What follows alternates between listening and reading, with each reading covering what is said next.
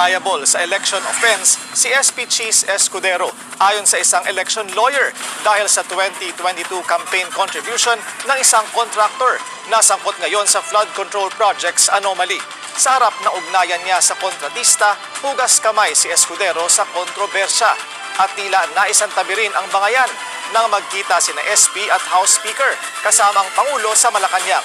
Ang detalye sa agenda report ni Dexter Ganibe ng Abante. Okay na, huy. So sir, Baby. kino-confirm nyo na nag-donate siya ng 30 million? Yes, plus? nasa records yun.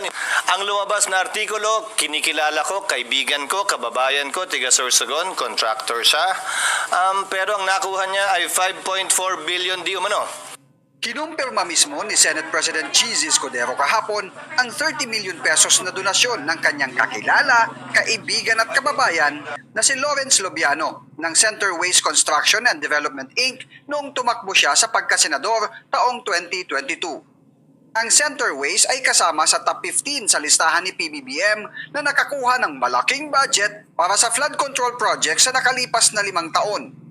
Ayon sa veteranong election lawyer na si Romulo Macalintal, ang pag-amin ni SP Cheese na nag-ambag si Lobiano sa pangangampanya niya noong 2022 elections ay isang election offense. Malinawan niya ito na nakasaad sa Section 95 ng Omnibus Election Code. Hindi pwedeng magbigay ng contribution yung sinumang tao, magiging yan ay mga korporasyon o talaga yung natural persons sa sinumang kandidato kung yung mga kumpanyang yan ay merong kontrata sa gobyerno, anumang kontrata na nagbibigay ng mga services o kaya nagsusupply ng mga goods, yung mga supply, government supplies, yan ay bawal yan. Hindi po pwedeng magbigay ng ganyang uri ng contribution. Hindi rin anya maaring lusot ng mga komandidato sa eleksyon na tumanggap ng kontribusyon mula sa mga kontratista ng gobyerno ang katwiran na wala namang mga inaprobahang kontrata o proyekto ang gobyerno sa panahon ng election period dahil pinagbabawal ito ng COMELEC. Kahit na tumigil siya kung halimbawa sa ito, pero dati naman siya nagsusupply sa gobyerno, ay yan ipapasok pa rin dahil siya ay isa ng supplier o isa siya sa mga duly accredited na supplier ng ating pamahalaan.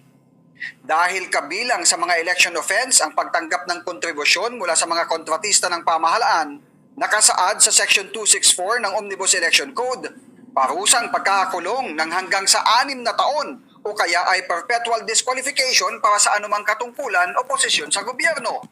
Hindi rin anya kailangan pa ng COMELEC ang isang reklamo o petisyon dahil maaring magsagawa ito ng motu proprio investigation batay sa mga isinumiting Statement of Contribution and Expenditures ng mga kandidato. Kung may nalalaman ng COMELEC na isang bagay na maaaring may kaugnayan sa halalan na may paglabag sa election law, dapat yan tinitingnan ng COMELEC kahit walang petisyon. Yan ang sabi ng ating Korte Suprema. Kahit walang nagpipetisyon, kung sa pag-i-examine ng COMELEC ay may nakita silang paglabag, dapat nagkakaroon sila ng motu proprio investigation.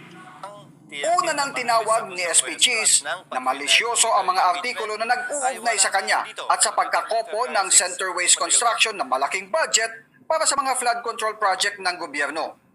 Ilang araw lang matapos na ni PBBM na kabilang ang dating campaign donor ni SP Cheese sa mga kontratista sa